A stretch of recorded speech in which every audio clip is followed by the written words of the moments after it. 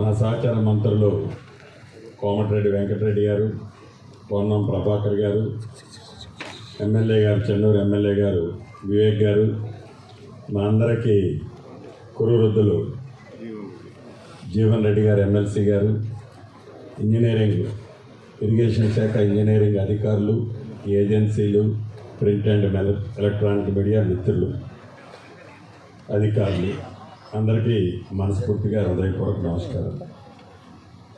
నేను టెక్నికల్ అయితే కాదు,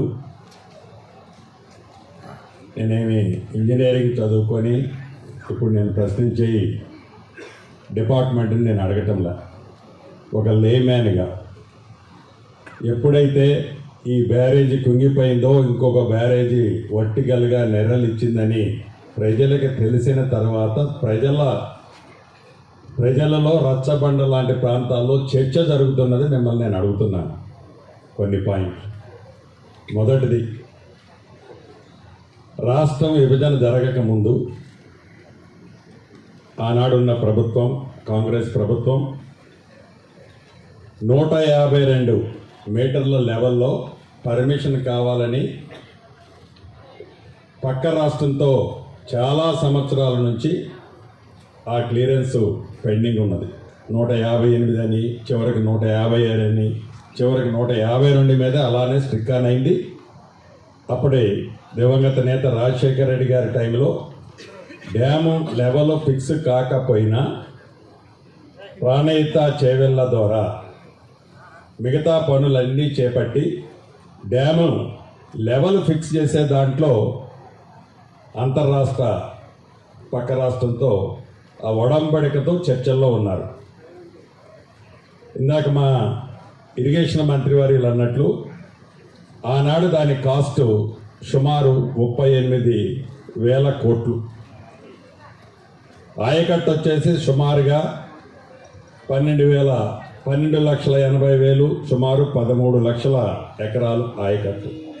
ఇందాక ఈఎన్సీ గారు అంటున్నారు పాత ఆయకట్టుని స్టెబిలైజేషన్ చేసేది దీంట్లో ఇన్కార్పొరేట్ చేయలేదు అని. డెఫినెట్గా దాన్ని కూడా ఇన్కార్పొరేట్ చేయాల్సిన అవసరం ఉంది. తర్వాత రాష్ట్రం ఏర్పడిన తర్వాత నేను చాలా తెలివిగా యాక్ట్ చేశాను. 152 మీటర్లకి గత ప్రభుత్వం ఉమ్మడి ఆంధ్రప్రదేశ్లో కొట్లాడిన గవర్నమెంట్ని కాదని ఒక మంచి ఆలోచనతో నేను 148 మీటర్లకే అనేక ఇంటర్నల్ ఒప్పందాలు మీన్స్ ఆ రాష్ట్రానికి కూడా కొంత బెనిఫిట్ ఇచ్చే విధంగా ఈ 148 మీటర్ల ఒప్పందాన్ని తీసుకొచ్చారు. 148 మీటర్ల ఒప్పందం మనం తీసుకొచ్చేది కాదు. మీ ప్రజెంటేషన్లో ఆనాడు ఆ మహారాష్ట్ర గవర్నమెంటు 148 మీటర్లకని వాళ్ళు స్టార్టింగ్ నుంచి ఏ వర్డ్ అన్నారో చివరి వరకు ఆ 148 వరకే ఒప్పుకున్నారు. మళ్ళీ ఫస్ట్లో వాళ్ళు ఎడిషనల్ డిమాండ్స్ ఏం పెట్టలే. ఒకవేళ మీరు పవర్ ప్రాజెక్టు పెడితే దాంట్లో మాకు షేర్ రావాలి, మా ఆయకట్టు ఇంతకు వాటర్ మేము వాడుకుంటాం, XYZ అనే టర్మ్స్ ఏమీ దాంట్లో పెట్టలేదు. ఏదైతే 148 మీటర్లు అనే తెచ్చేది ఆతృతతో హడావుడిగా ఏదో నా మార్కు కనపడాలనే తాపత్రయం కనపడుతుంది తప్ప రాష్ట్ర ప్రయోజనాలని అక్కడ వదిలేసిన మాట వాస్తవమా కాదా? Number 1 point. నెంబర్ 2, డ్యామ్ కట్టారు సార్, మీ టెండర్స్ ఎలా జరిగి, టెండర్లో క్వాలిఫికేషన్స్ ఏంటి, ఇతరత్ర ఏంటి, ఎలా కట్టారు, మీ క్వాలిటీ ఏంటి అనేది కాదు. మీరు ఏదైతే డ్యామ్ కట్టేటప్పుడు ఏవైతే సేఫ్టీ మెజర్స్ తీసుకుంటారో లేకుంటే ఆ టెక్నికల్గా డిజైన్స్ అప్రూవ్ చేస్తారో యాజ్ పర్ శాంక్షన్ చేసేటప్పుడు మీరు అప్ స్ట్రీమ్ కట్ ఆఫ్ వాలు, డౌన్ స్ట్రీమ్ కట్ ఆఫ్ వారు మీరు డయాఫ్రమ్ వాలు RCC కాంక్రీట్తో వేయాలన్నది మీకున్న నామ్స్. దాన్ని మీరు డీవియేట్ అయ్యి నిజంగా మీరు RCCతో కట్ ఆఫ్ వాల్ వేసి ఉంటే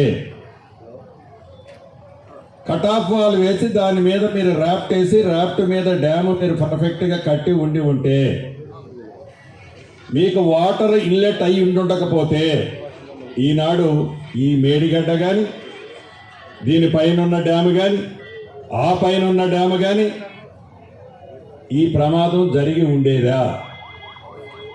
మీకు ఈ పర్మిషన్స్ ఇచ్చేటప్పుడు కాంట్రాక్టర్కి డయాఫ్రమ్ వాలు ఆబ్లిక్ ఇంకొక టర్మినాలజీ ఏదో పెట్టారు,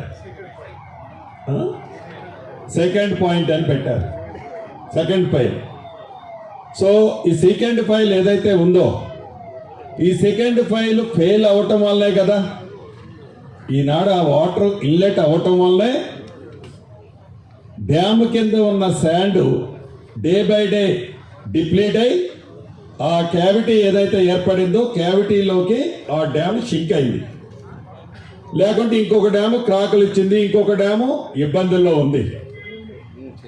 నిజంగా మీరు డయాఫ్రామ్ వాల్ కట్టి ఉంటే మీ రీజన్స్లో ఏం రాసుకున్నారు?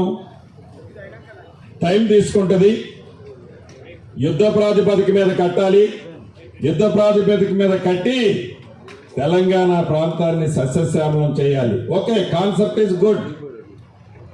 ఏదైతే మీరు ఈనాడు 1,00,000 కోట్ల పైగా ఖర్చు పెట్టారో, ఇంజనీర్లైన మీరు, అధికారులైన మీరు, డ్రాయింగ్లు ఇచ్చిన వాళ్ళైనా కానీ ఎక్కడైనా గోదావరి మీద కానీ మహానదుల మీద ఇటువంటి డ్యాములు కట్టేటప్పుడు ఇటువంటి కాన్సెప్ట్తో మీరు up stream cut off down stream cut ఆఫ్ని ఏ రకంగా కట్టాలో పరిగణలోకి తీసుకోవాల్సిన అవసరం ఉంది కదా.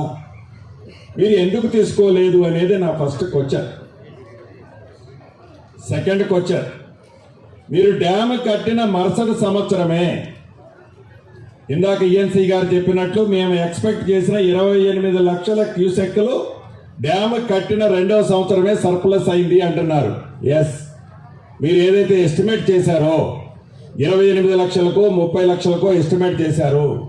ఈ 28 లక్షలు 30 లక్షలు మీరు ఎస్టిమేట్ చేసిన క్యూసెక్లు డిశ్చార్జ్ అయినప్పుడు మీ డ్యాములు డౌన్ స్ట్రీమ్లో ఏదైతే ప్రొటెక్షన్ వర్క్స్ చేశారో ప్రొటెక్షన్ వర్క్స్ ఒక్క ఫ్లడ్కే వాషౌట్ అయ్యాయి.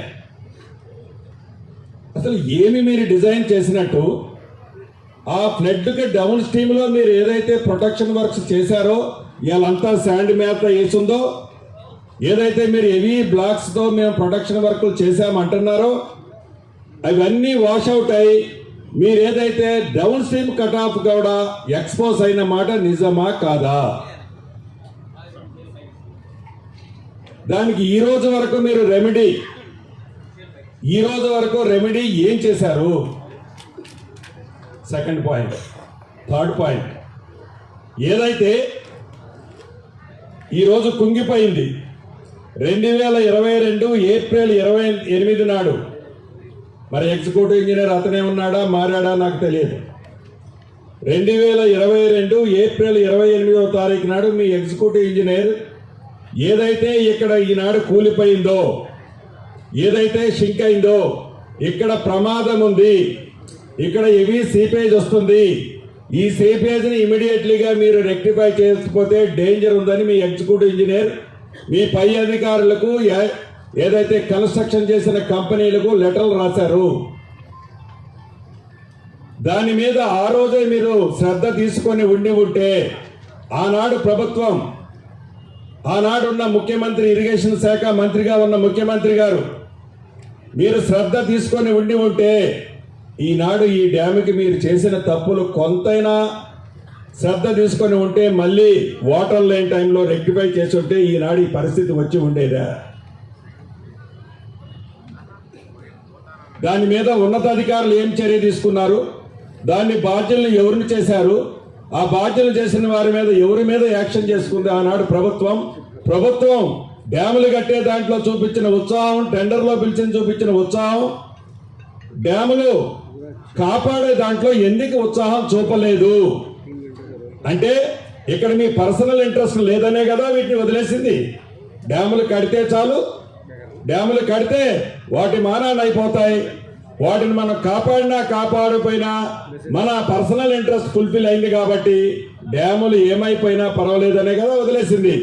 ఇటు అధికారులు కానీ, అటు ఆనాడున్న ప్రభుత్వం, ఇరిగేషన్ శాఖ మంత్రి గారు కానీ ఈ వేదిక ద్వారా వారిని నేను ప్రశ్నిస్తున్నా, దీనికి ఆన్సర్ కూడా చెప్పాల్సిన అవసరం ఉంటుంది. ఇక డ్యాము మీ క్రస్ట్ లెవెల్ ఎంత, గేట్ల లెవెల్లో ఉన్న మీ క్రస్ట్ లెవెల్ ఎంత, ఏదైతే మేడిగడ్డ డ్యాము నుంచి అప్స్ట్రీమ్ డ్యాము వరకు ఉన్న బెడ్లోది ఎన్ని కోట్ల క్యూబిక్ మీటర్లు ఎర్త్ వరకు చేసినట్టు మీ ఎంబుకుల్లో రికార్డు చేశారు. దాంట్లో ఎన్ని వందల కోట్లు డ్రా చేశారు. అసలు ఆ బెడ్లో ఉన్న సిల్ట్ రిమూవ్ చేయాల్సిన అవసరం మీకు ఏమొచ్చింది? ఎందుకంటే డెడ్ స్టోరేజ్ అది. మీరు అప్పుడు తీశారు, మళ్ళీ వాటర్ ఫ్లో వచ్చింది, ఇవాళ శాండ్ బెడ్లోకి వచ్చింది. వేస్ట్ మెటీరియల్ కింద ఎన్ని కోట్ల క్యూబిక్ మీటర్లు మీరు రిమూవ్ చేశారు? ఆ ఎన్ని కోట్ల క్యూబిక్ మీటర్లకి ఎన్ని వందల క్యూబిక్ మీటర్లు ఆనాడు ఎవరికి దాన్ని డ్రా చేసి ఇచ్చారు?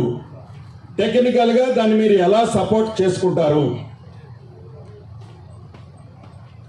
వీటి మీద తప్పకుండా ఈ డ్యాముకి సంబంధించింది. ఇక పై డ్యాము కూడా సిమిలర్. ఈ క్వశ్చన్స్ అన్నీ కుంగిపోయిన డ్యాము కానీ, క్రాక్లు వచ్చిన డ్యాము కానీ, ఇంకా భవిష్యత్తులో ఇబ్బంది కలిగేది కానీ, నేనైతే ఒకటి నా డౌట్ క్లారిటీగా మీకు చెప్పేది, ఈ పిల్లర్స్ ఒక పిల్లర్తోనో 2 పిల్లర్తోనో 3